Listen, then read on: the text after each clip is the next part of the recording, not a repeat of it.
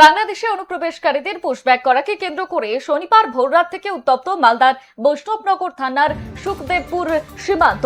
কয়েকজন অবৈধ অনুপ্রবেশকারীকে ওপারে ফেরত পাঠানোর প্রক্রিয়া শুরু হতেই ওপার থেকে বাংলাদেশিরা সীমান্তে এসে বিক্ষোভ দেখাতে শুরু করেন। পরিস্থিতি সামাল দিতে সীমান্তে ব্যাপক বিএসএফ মোতায়েন করা হয়েছে। উল্লেখ্য, এই সীমান্তের প্রায় 1200 মিটার এলাকা কাঁটাতারের বেড়াহীন হওয়ায় প্রায়শই অনুপ্রবেশ এবং সীমান্ত সংঘাতের ঘটনা ঘটে। বর্তমানে পরিস্থিতি নিয়ন্ত্রণে থাকলেও গোটা এলাকায় কড়া সতর্কতা জারি করেছে প্রশাসন।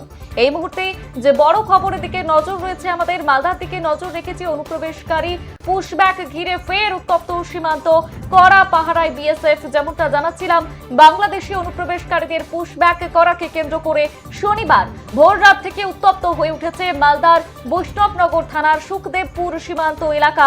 কয়েকজন অবৈধ অনুপ্রবেশকারীকে ওপারে ফেরত পাঠানোর প্রক্রিয়া শুরু হতেই ওপার থেকে বাংলাদেশিরা সীমান্তে এসে বিক্ষোভ দেখাতে শুরু করেন।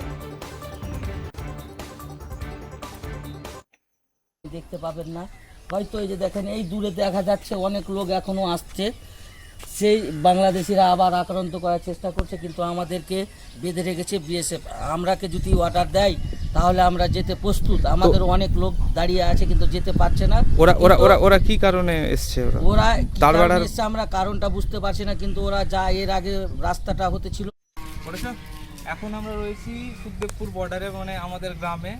সকাল করে হঠাৎ করে খবর পাচ্ছি আবার বাংলাদেশিরা ওখানে জড়ো হয়েছে। কি কারণে জড়ো হয়েছে তো সবাই কিছু লোক আতঙ্কিত হয়ে আবার আমরা সেই স্পটে এসেছি, যেহেতু বাড়ির খুব কাছে। এসে দেখছি প্রচুর বাংলাদেশি লোক। তো খবর নিয়ে দেখলাম যে বাংলাদেশিরা মানে পুশিন নিয়ে ওরা বলছে, বিরোধিতা করছে যে ওদের দেশের নাগরিক যারা অবৈধভাবে আমাদের দেশে এসেছিল, বিগত 5 বছর 10 বছর এখানে অবৈধভাবে বসবাস করার পর যখন সরকার পরিবর্তন হয়েছে, এখানে মুখ্যমন্ত্রী বলেছে বাংলাদেশিদেরকে আমরা একটাকেও রাখবো না, প্রত্যেকটাকে বাংলাদেশে পাঠাবো।